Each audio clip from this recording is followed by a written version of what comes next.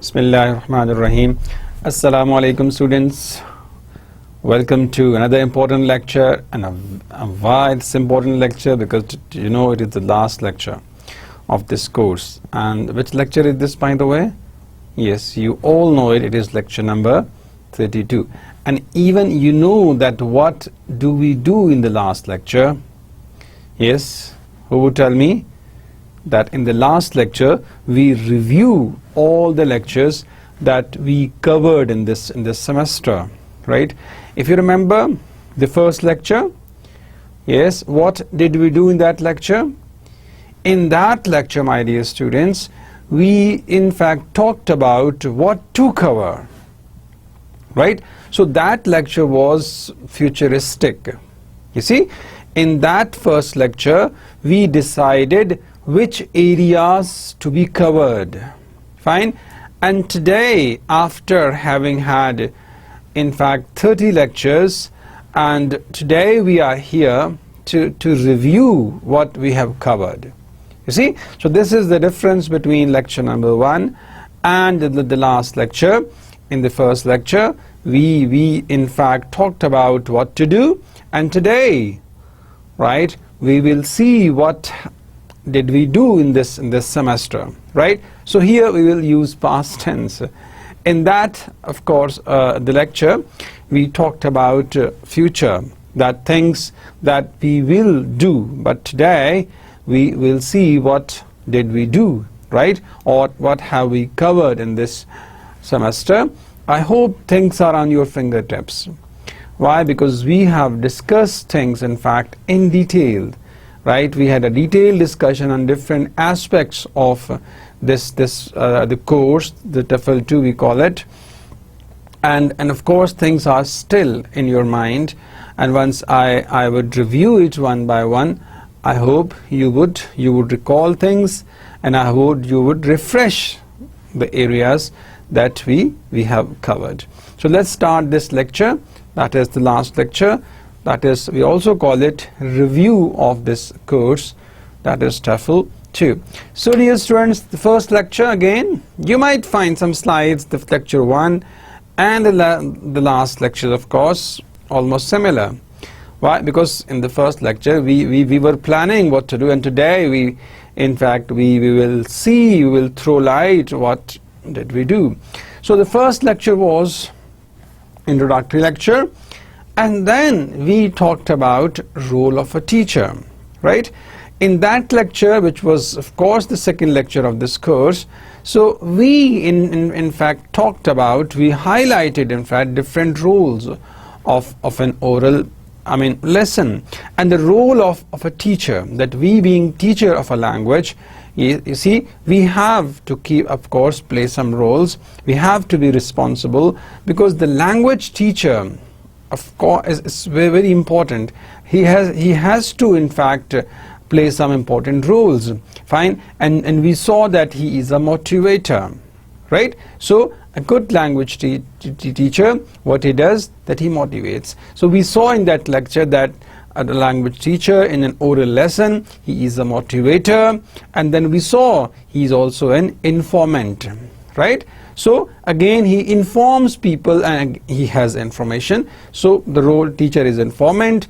And also, language teacher, what he does, we discussed that he conducts the classes. So we call it in fact what? Conductor of classes. And then also we saw that a good language teacher is diagnoser. Fine. What he does in fact, we talked about that he diagnoses the problems. Fine. Once he interacts with the students, right, he talks with students, fine, and then he comes to know the problematic areas of a student. So he diagnoses the problem, and then he suggests, of course, solutions. He in fact gives ways and means to overcome the problem. Again, we saw that a good language teacher is a corrector. He corrects in fact, but the point is that how does he correct? This way, of course, right, is different. A good language teacher finds a right opportunity, right moment to correct his students. Therein then, of course, on spot he does not correct, right?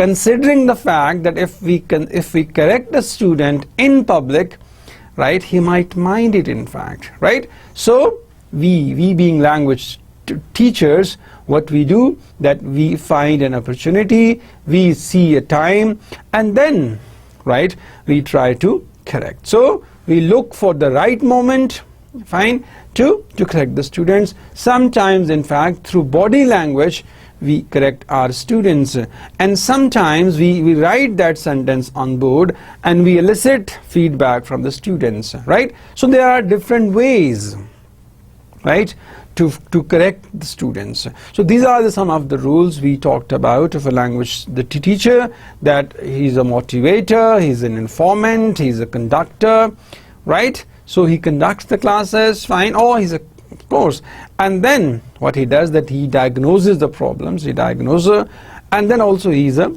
corrector. So these are of course teacher's rule. Then my dear students, we moved on to a very important area. We talked about stages of oral lesson, very important lecture, and I am sure that you people know these stages. These stages are on your fingertips, right? Generally we call them what? The presentation stage, the practice stage, right, and the production stage, fine.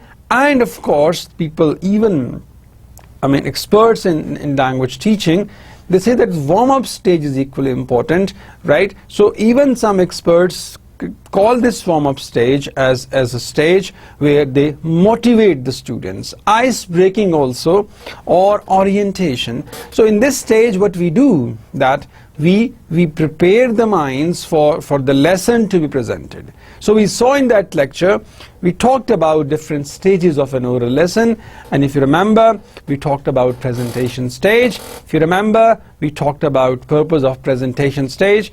We talked about procedure of presentation stage, right? And we also talked about importance of presentation stage, that of course how a good language teacher presents things, in fact, how a good language teacher motivates the students, right? So motivation comes before the presentation, right?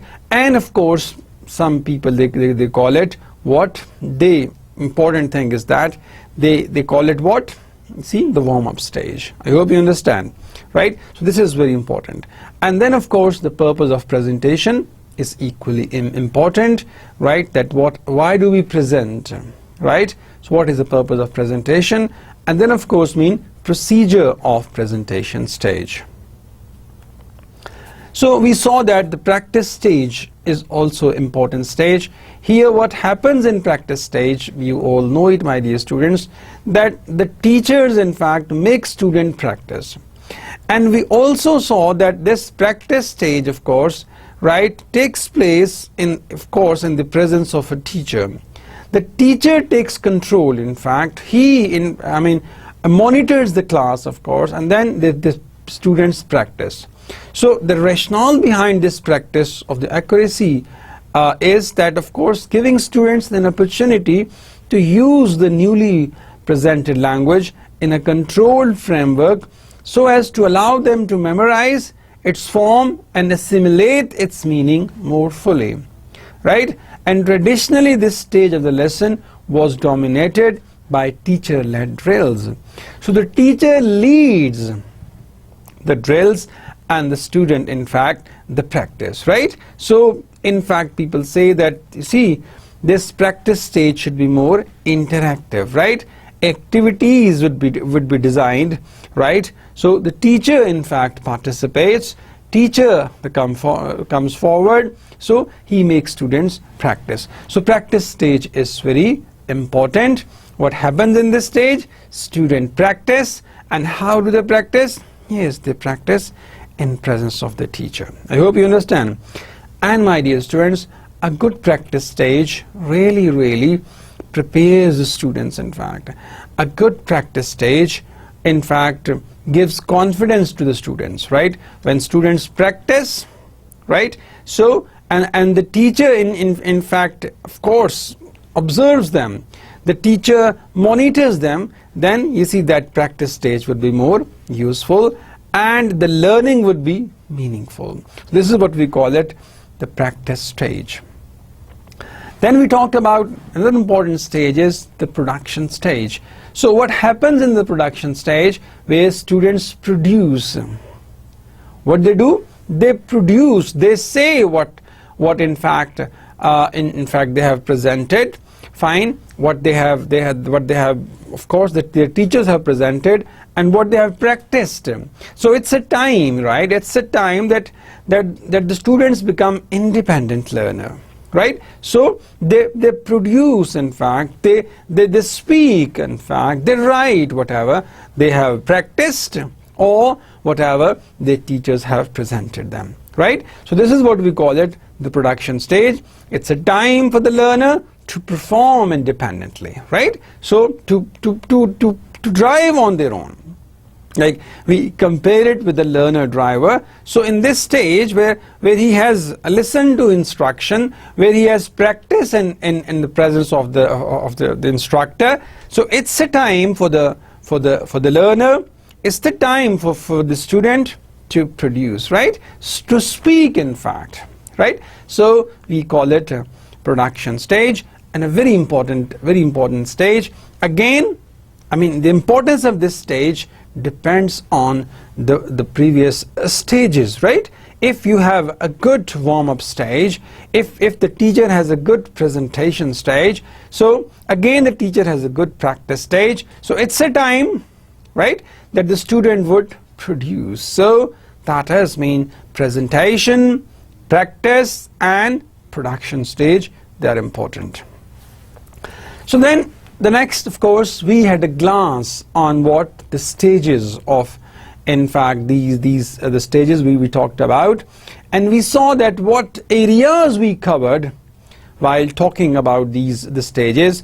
We saw the purpose of all these stages. We saw the purpose of presentation, that why we present, because we have to present, we have to teach, in fact, to the students, right? So a presentation is a stage where the teacher presents the language item, the teacher communicates the language item that he has to teach, that he has to cover.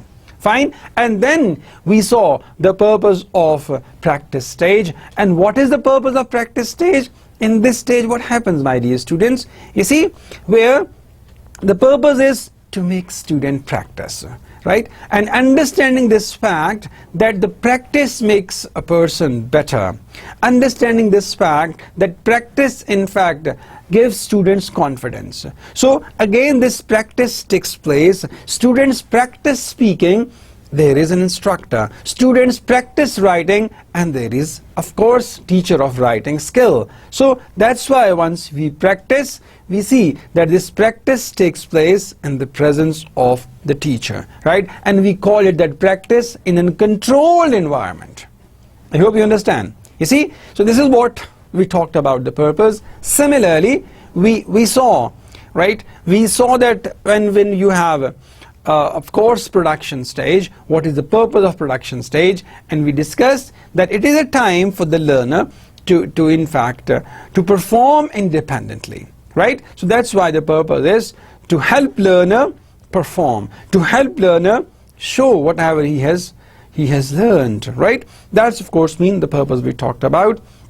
And then we saw important features of all these stages, that why presentation stage is important, why production is important, why practice is important. Then we talk about typical activities, right?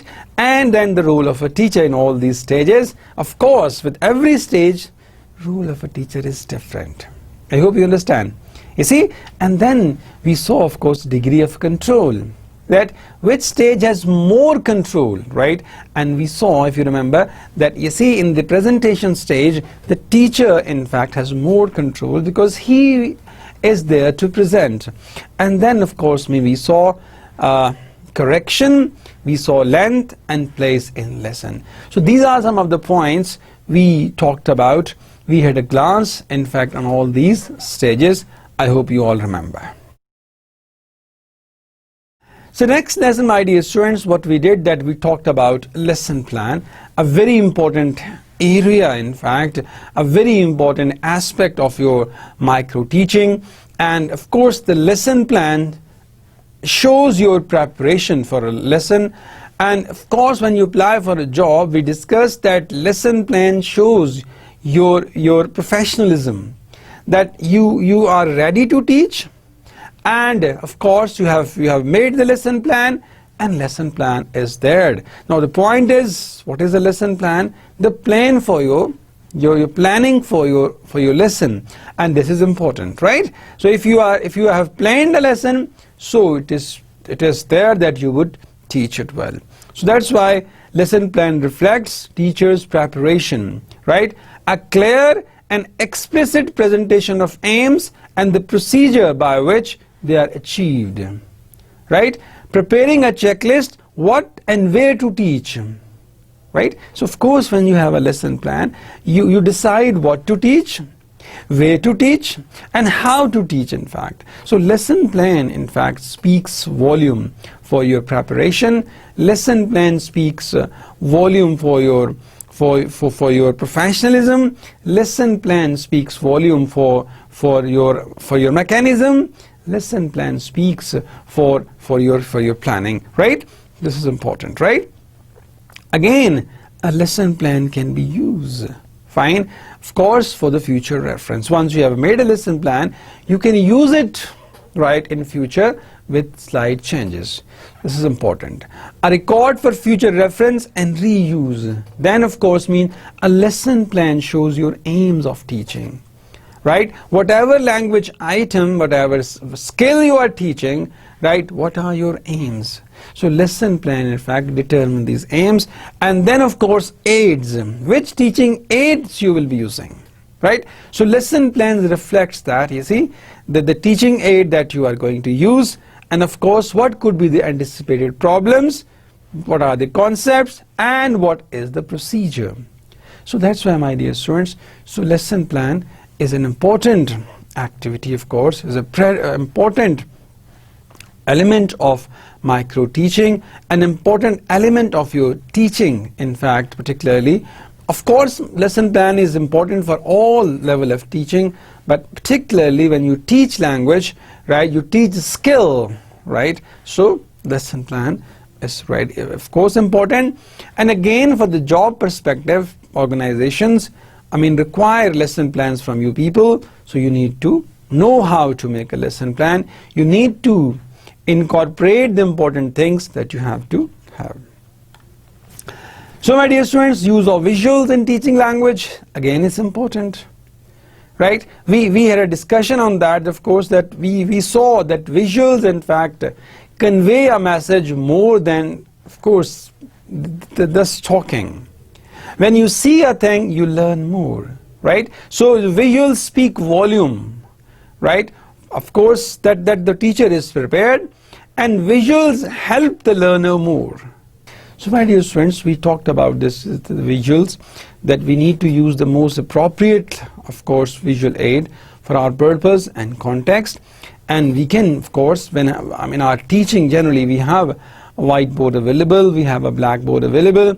So how to use a whiteboard for teaching purposes, right? How to use blackboard for teaching purposes, and how to, of course, write on the board, how to use space on the board, and if you have OHP, overhead projector, how to use OHP, right? So when you have to make, when you have to have, of course, when you have to use multimedia, or you have to get transparencies done, in fact, then how to pick transparencies, how to write on transparencies, when to use transparencies, what is the importance of transparencies, and all that.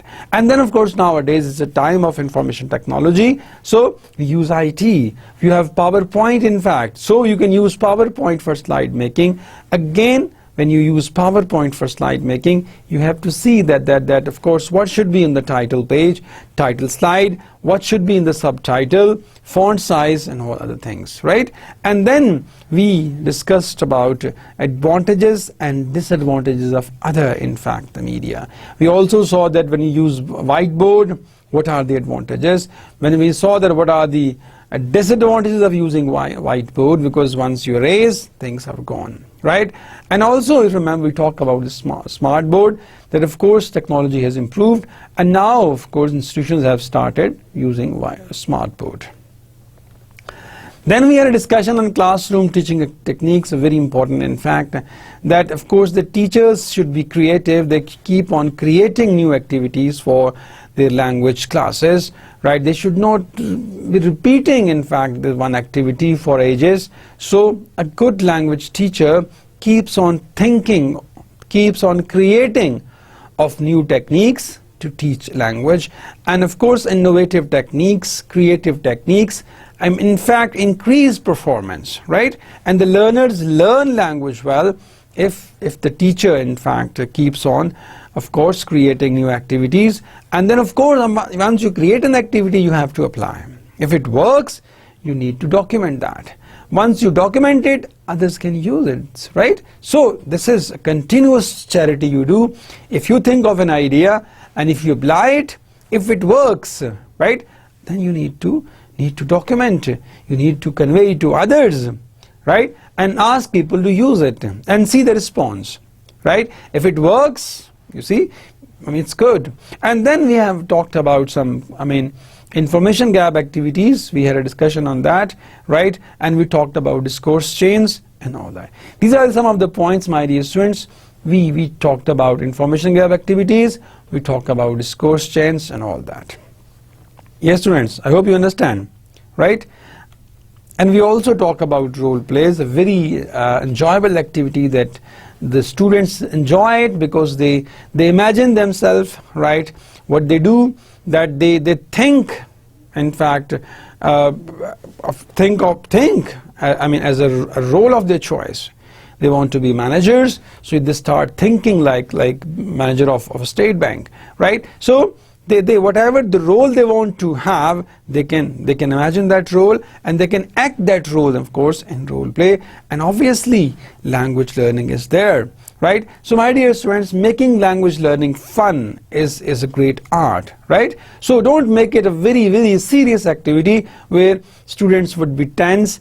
So we talked about many a time that tense environment is not suitable for language learning. So we have to make it enjoyable. We have to create an environment so that students would enjoy, so that students would in fact learn the language, in fact, because it is not a subject that you write on the board, people take dictation and that's all. No, it is the language, and you have to keep in mind that these people have to communicate, right? And if they are able to communicate with others, so that means that you are doing your job well. And if you feel that you are teaching language, they are learning language, but they are unable to use that language, so you see, what is the point in teaching that language if the learners are unable to talk in that language, learners are unable to in fact listen to that language? So that's why the applied aspect must be kept in mind, that when you are teaching language, you need to understand, you need to know, my dear students, that well, of course, you see, you are teaching this language, people know this language, right? And of course they would be able to communicate, and they are there for a purpose, and the purpose is communication. If your teaching helps students achieve their purpose, it means that you are doing a good job. But if you feel that you are teaching language and the students are unable to communicate in that language, which means there is something wrong in the teaching process.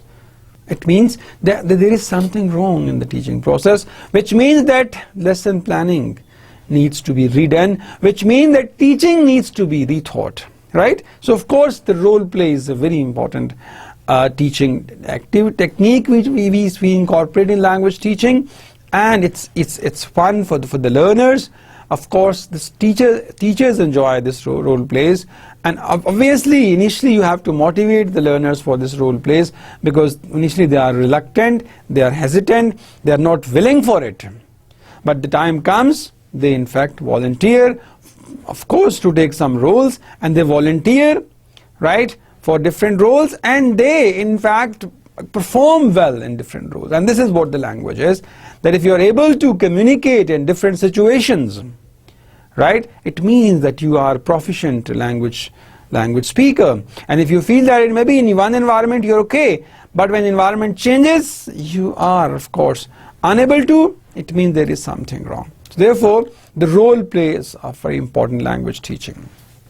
Then we talked about very important area, micro teaching. You see, the teaching at the micro level. You see, so here what we do, we teach small number of students, we teach a skill or even some sub skill in fact, right? So, and then we teach for a very short time, we teach maybe for 10 minutes, we teach for 15 minutes, and we teach only 10 students in fact. So of course micro teaching is, see here in this way, what we do in micro teaching, that we in fact ask students that they come forward and they teach, right? So micro teaching, once micro teaching is underway, what you do, you may be evaluated. So it's the teaching under observation, right? So the student teaches student, I mean group of 5 students, a group of 10 students. So what he does, he teaches, and the teacher evaluates his teaching. That how does he teach? Right? So we had a discussion on micro teaching, that of course what we do in micro teaching, that we divide the content into smaller units. Only one teaching skill is considered at a time. There is a provision of immediate feedback, and in micro teaching cycles there is a facility of replanning, reteaching and reevaluation. It puts the teacher under the microscope. All the facts of the teacher are observed. The problem of discipline can also be controlled. So that's what micro teaching is, that you see, under microscope, under evaluation, under observation, you teach, and your weaknesses are highlighted, your weaknesses are discussed with you, so that once you teach in future you may overcome these problems. Then we talked about integration of skills, a very important area, my dear students, right? So definitely when you teach a skill, so we cannot say that you have confined yourself to one skill, right? So the teaching goes on, and there is an integration of skills.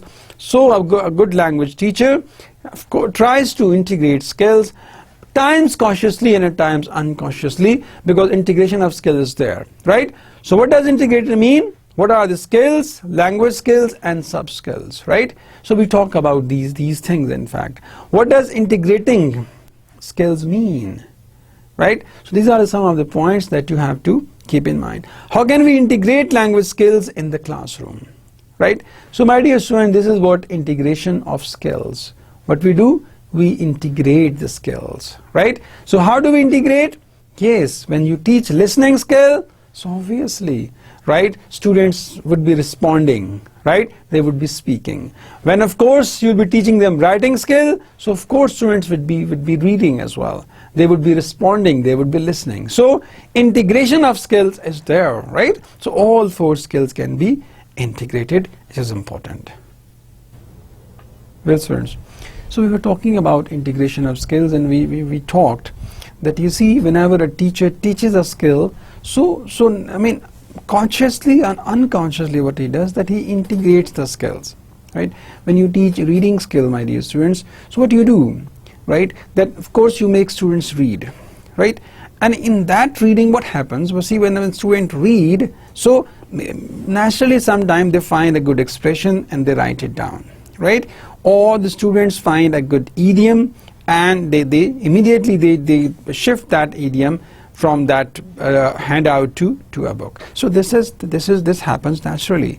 And once you ask the student to read something, and after that you ask them to summarize, right? So again, summary is there.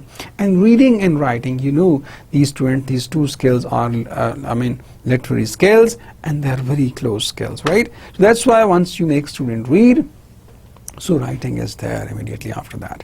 So what does integrated skill mean? Simple, that we integrate all the 4 skills. We use all the 4 skills in fact while teaching. And I told you that sometimes you do it on purpose, and sometimes unconsciously of course you make use of that, right? How can we integrate language skills in the classroom? Yes, I mean you can, while teaching speaking skills, of course you speak and the students listen in fact, right? and the students speak again, right? And sometime you ask them, of course, to write a dialogue, whatever you have talked about. So again, that integration of skills is there. Now the next topic was the teaching speaking skills, very important, right, lecture that we had. And here in this lecture we talked about characteristics of spoken language, and we saw that the spoken language is transient, right, that of course you have very short time to communicate, right, and whatever you have said, if it has not been recorded, it goes in the air, you cannot undo it, right?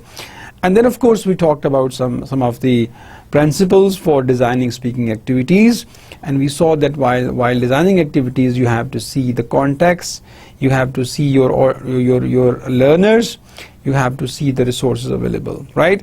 And then of course when we talk about group work and speaking activities, very important area, right? Once you have groups, right, in the class, students interact more and they would be learning more.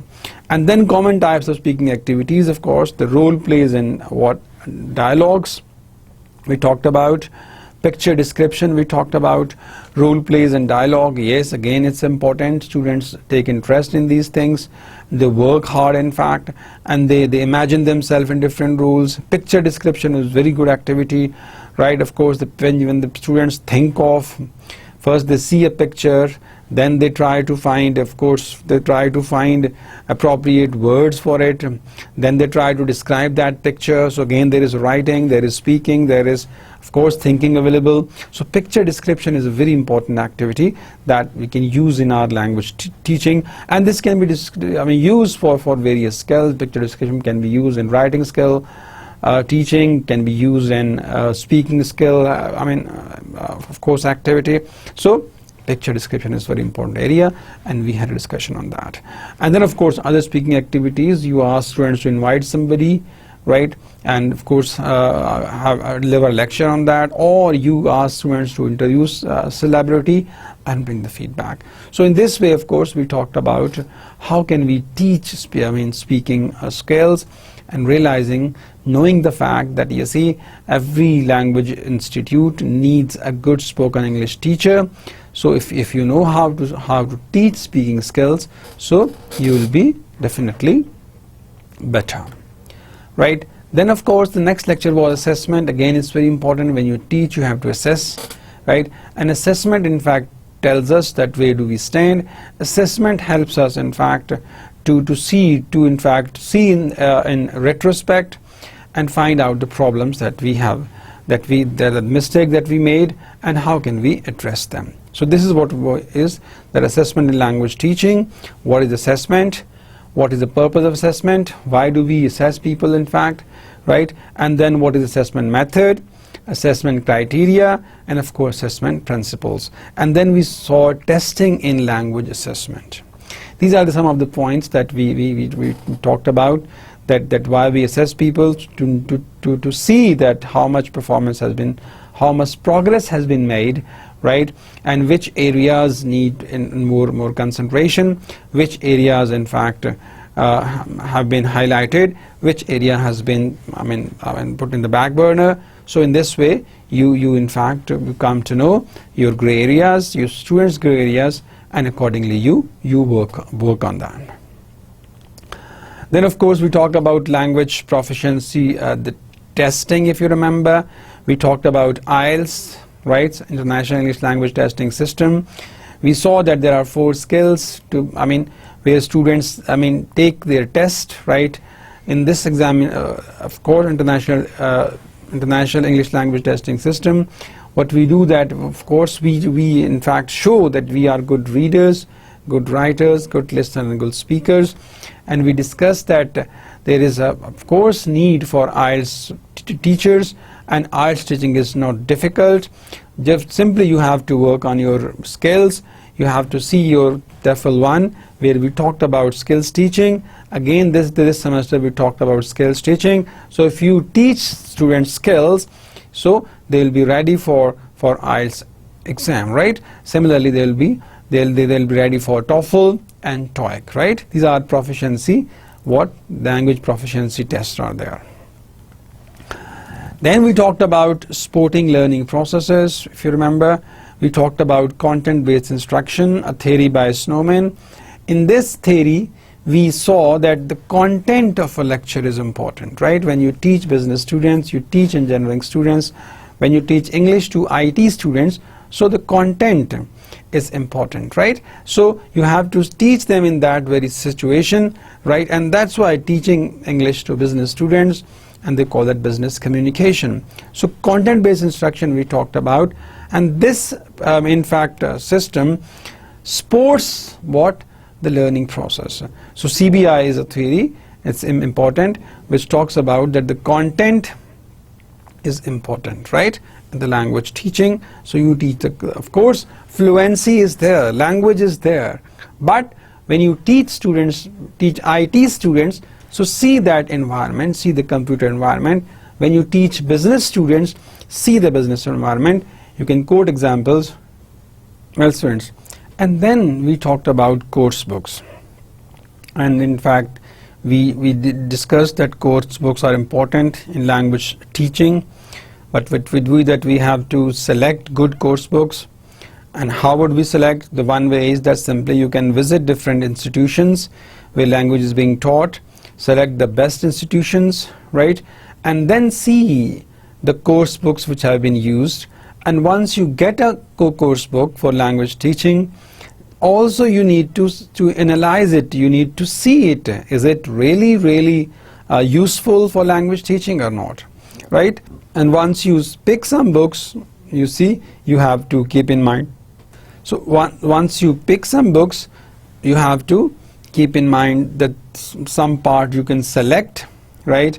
And then of course maybe a part of it can be adapted, and of course a part of it can be rejected, and of course whatever part you have selected, you have to supplement it. So source is important. So course books, of course, important. They can be used for language teaching. Good course books can be used well for the language teaching. Then of course you have computer assisted language learning. Again, computer is part and parcel of our life. Now we live in the age of IT, age of internet. So computer of course is used for language teaching, and we call it computer assisted language learning. And then we talked about learning styles, learners' autonomy in the classroom, and content-based assessment. So of course, my dear students, language acquisition, we had 2 lectures on language acquisition and language learning, right? We discussed that language acquisition is of course a good experience for the children, that they learn of course language, they acquire the language for communication, right? And how do they acquire? They children listen to their siblings, children listen to their parents, right? And then they practice fine speaking, they practice then of course reading, they practice in fact listening, and finally practice writing. So in this way they acquire language. Nobody teaches them this L1. They learn it from the environment. They learn by listening, they learn by speaking, they learn by practice, all the 4 essential skills. So this is important. Language acquisition we talked about, we call it L1. And again, L1 acquisition is remarkable for the speed, and we say that there are some innate of course we have language cells. That's why of course it is developed, right, with the development of a child. And when the child starts in fact you see acquiring language, so this process of acquisition is very fast. In just 3-4 years, 5 years, child starts speaking fluent L1 language, you see. And then we talked about 2 approaches to the question of first language acquisition. Behaviorist approach, B.F. Skinner talks about that drills in fact make us acquire language. The more you drill, the more you learn. And we saw that of course in language acquisition, in fact generally we don't give that much drills to our students, in fact. So what we do that maybe sometime we give response, or sometime we correct our students. Then innate approach, of course Noam Chomsky, that we have a language faculty in fact, you see, and that faculty helps us in acquiring that language one. And there are different stages of language acquisition we talked about. right? The first one is, we call it pre-language stage. Then we talk about the one word or the holophrastic stage. We talk about two-word stage, and then we talk about telegraphic stage.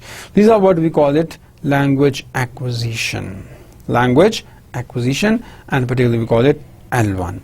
So here, my dear student, learning strategies, they are important, that how language can be learned, fine, and particularly your L2. So we discussed that, you see, how language can be learned. There are language strategies, and language aptitude is very important. If you have aptitude for language learning, so this learning would be in fact easy for you.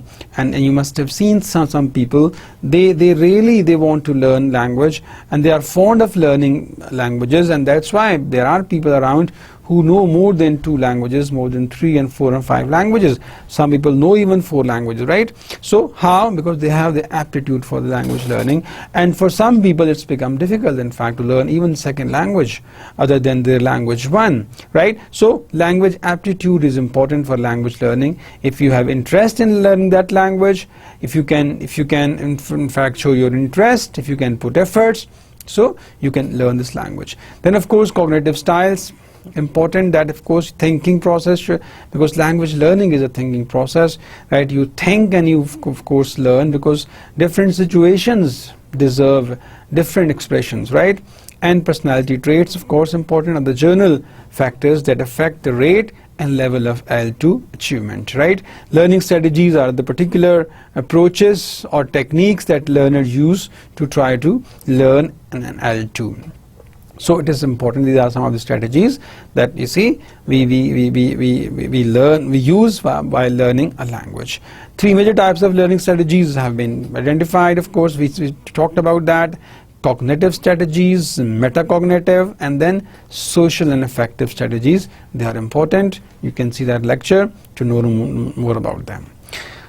Another important area we talked about, autonomous learning, right? The learner should have autonomy, right? And this topic, in fact, we had a detailed discussion on it, that of course what is the significance of autonomous learning, and we saw that autonomous learning controls over the learning process, right? And this in fact is what a more natural process, because once you are free, there is no pressure, and you realize the importance of language, right? And of course you have aptitude for it, and you know the different ways, and you know the resources, so you can learn it well. And of course you are an autonomous learner, and acquiring, what you do, that of course you acquire learning strategies, right? So autonomous learning, in fact, of course, where what happens, you control over the learning process and you acquire learning strategies, right? And acquiring ways to use these strategies without the help of a teacher, right? We are born independent students, but when we learn a language, autonomous learning becomes difficult, and we prefer the direction of a teacher. This is a comment by Thompson.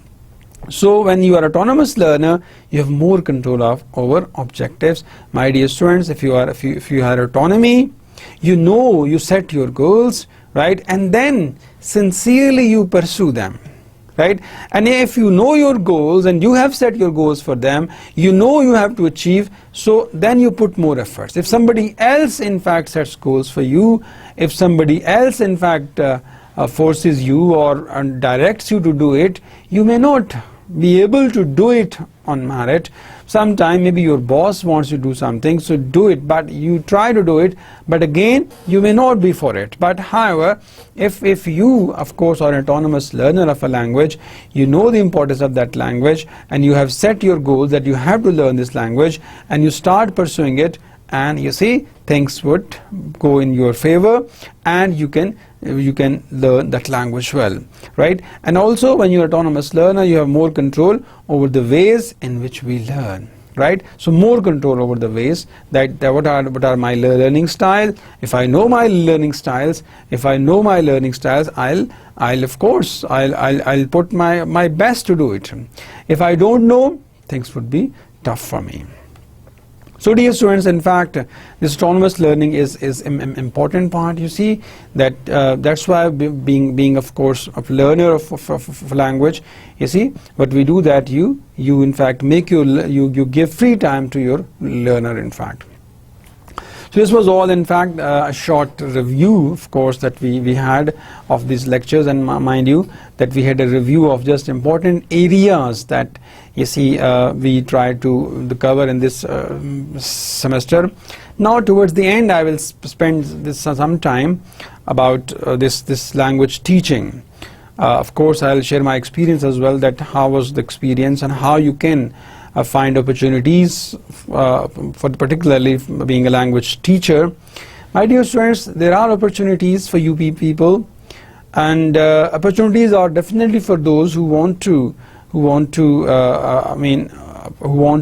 be in this field and who have this urge for it.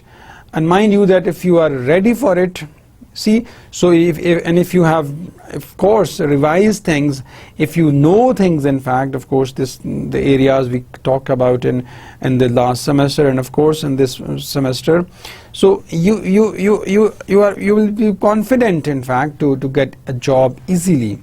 So job hunting would not be difficult for you, provided you know all these areas, because generally whenever you go for a job interview, so you are asked about these things. So which questions are generally asked? That of course, how would you teach, which would be your method of the teaching. So you must know about different methods, right? You must know what is grammar translation method, you need to know what is direct method, you need to know what is ALM, you need to know what is CLT, and of course you need to know, in fact, other methods, but you must know about the methods which are in, and nowadays we talk about communicative language teaching, right? And then once you name this method, you need to tell that what is CLT, in fact, that what is communicative language the teaching, how we teach in this method, and how it is useful for the students, right?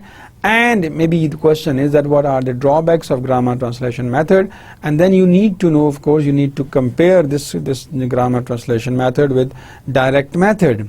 You see that what are the pros of direct method and what are the cons of grammar translation method. And you could say that of course people having done their bachelor's could not speak the language.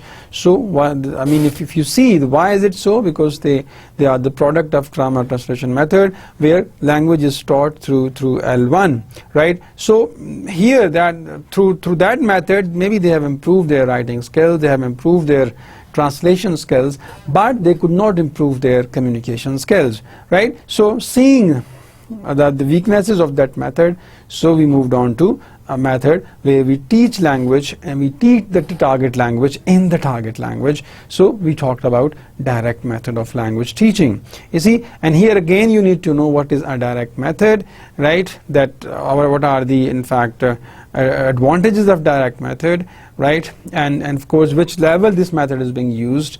And again, if somebody asks you what are the demerits of this method, you need to tell the person that these are of course demerits of what you can see the direct method. People might ask you what are the positive points of a grammar translation method. Yes, you must have points. If you are asked about it, that you see why is it important, still people, of course, you see, though we have the methods, but there are some people, there is a school of thought who feels that grammar translation method still holds water, right? And then of course you might be asked about this communicative language, I mean CLT, communicative language the teaching, right? So what is CLT, in fact, what are its advantages? Fine. And of course once the students are taught through this way, what happens, what are the outputs of CLT? This was in fact in the last lecture about methods, and then we also talked about different skills, you see, how to teach reading skills, how to teach, in fact, listening skill, how to teach, in fact, writing skills, and how to teach speaking skills. Fine. So skills teaching is important, right? You need to know that how should I teach writing skills, which activities can I design, how should I teach speaking skills, which activities I must keep in mind, right? And of course, being a teacher, you need to be creative, right? So what you do, you create things, you keep on creating things, right? And I told you that once you create an activity and you feel it works, you need to document that. And I mentioned that repertoire, of course, is important. Database is very important. That while teaching, of course, every lesson, my dear students, try to document those things. Your experience, fine, because once you document your experience, others would be benefited, right? And it's a continuous charity on your part, right?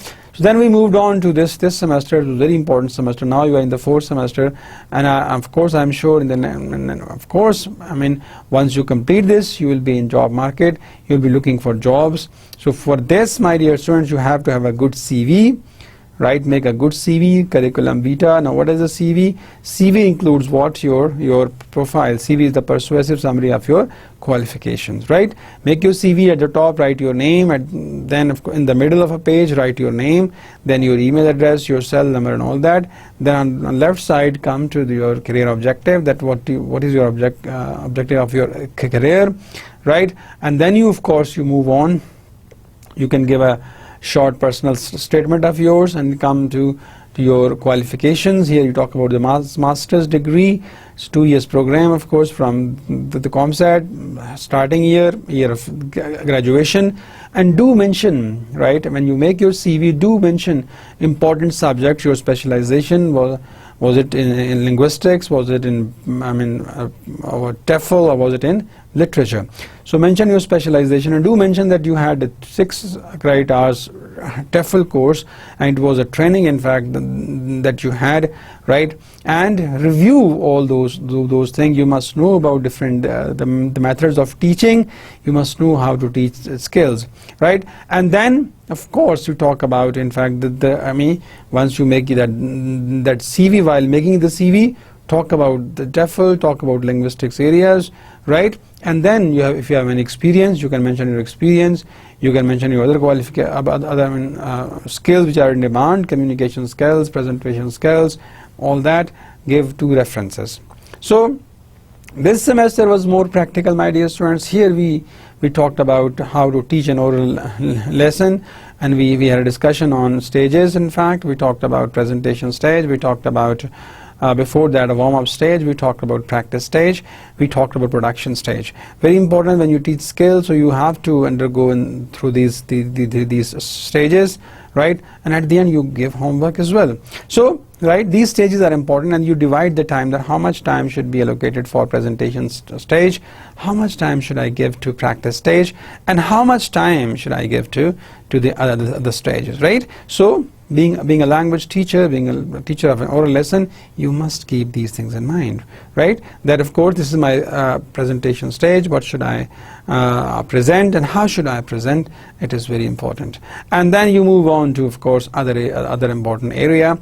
You moved on to in fact, the lesson plan. We talked about lesson plan, a very important element of this course, and very important element for your job, right? Whenever you go for a demonstration, you have to have a lesson plan. In your schools, in colleges, of course, you are expected to have a lesson plan with you, and sometime you are expected to have lesson plan for your whole week, right? So make a lesson plan, in fact, know what to teach, in fact, what are the aims of the teaching, what are the anticipated problems, and this and that. So work on the lesson plan. There are so many lesson plans available on the internet. Download the lesson plans, and of course, what you can do, you can improve them, in fact, right?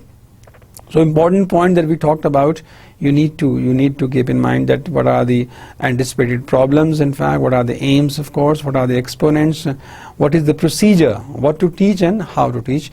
These things, in fact, you have to keep in mind. Then we talked about micro teaching, my dear students, very important area, right? Because micro teaching, in fact, you teach under microscope, you teach under observation, right? You teach, in fact, and what happens is that, you see, there is an evaluator, he evaluates you, right? So once you are evaluated, that evaluator gives you your weaknesses, gives you your strengths, and then you sharpen your skills, and you try to remove your weaknesses. So of course it's a very important area, right, as far as the teaching is concerned, micro teaching is concerned. Of course, I mean, you might have to teach, in fact, in your course, maybe your teacher would evaluate you, right? So micro teaching is a great source for learning teaching, in fact, because once you teach students, you come to know your strengths. When you teach students, you come to know your weaknesses.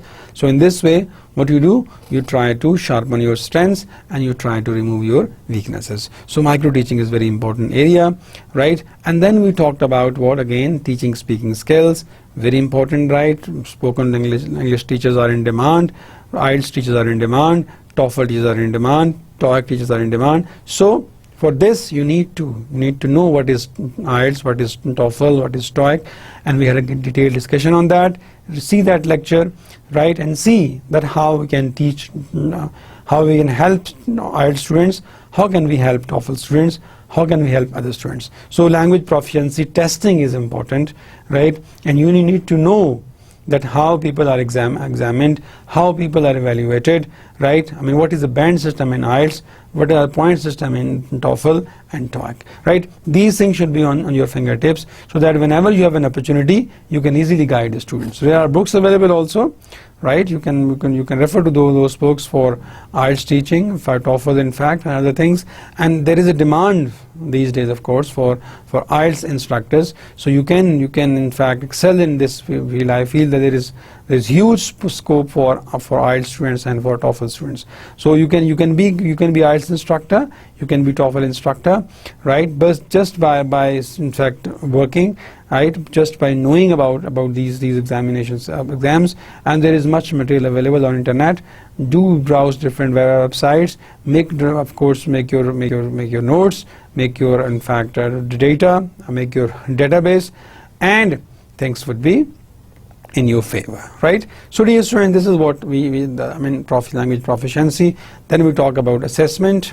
If you remember that assessment in the language teaching is very important. Sometimes you keep on assessing students, right?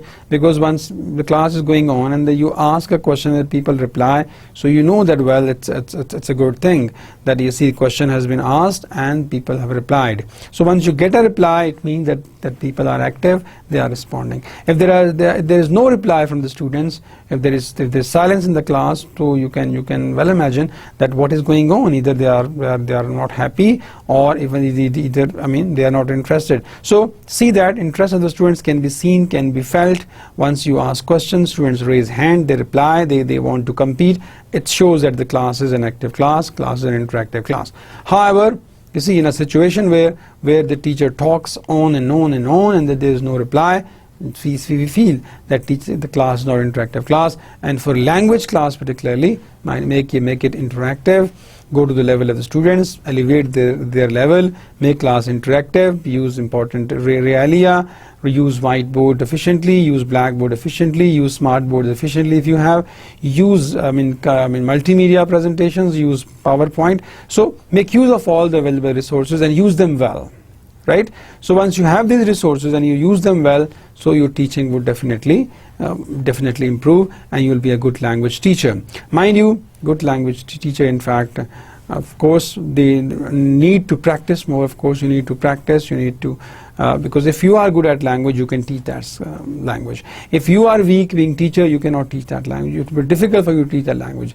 And you see, once you start teaching, of course, take it as a challenge. So you can of course, other than teaching, there are so many disciplines, so many jobs where you are in demand. You can be in a multinational company, you can be in a bank, you can of course explore different avenues. So there are avenues for you people if you are a good language teacher, right? So this is what we saw, that you see for IELTS teaching, in fact, for our TOEFL, right? And again, assessment, of course, means that being TOEFL student, you need to assess the students. In fact, it can be one-on-one assessment, it can be a group assessment, it can be a written assessment, and you need to understand what is the purpose of assessment and what is the method of assessment, in fact, right? So knowing the purpose, knowing the method would definitely help you assessing those your students well. And of course assessment should be on merit, right? Assessment and criteria can be decided that of course how how would you evaluate which important points you want your students to incorporate, and you better announce these things in fact, so that students would attempt the exam, take their test accordingly. So being the language teacher, in fact, you have to have a database of course of assessment, right? You have to have of course a book with you.